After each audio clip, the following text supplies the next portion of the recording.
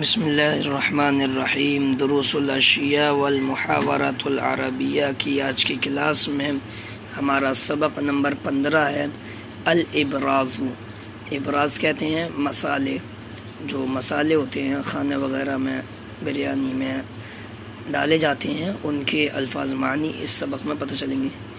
قرنفل، قرنفل کے معنی آتے ہیں لونگ۔ قرفتن، قرفتن کے معنی آتے ہیں دار چینی، ان کے فوٹو بھی آپ دیکھ سکتے ہیں۔ کمون، کمون کے معنی آتے ہیں زیرہ۔ کزبرتن، کزبرتن کے معنی آتے ہیں دھنیا۔ کرکمن، کرکمن کے معنی آتے ہیں ہلدی۔ ملحن، ملحن کے معنی آتے ہیں نمک۔ فلفل احمر، فلفل معنی مرچ، احمر معنی لال، لال مرچ۔ ہیلن، ہیلن معنی آتے ہیں الائچی۔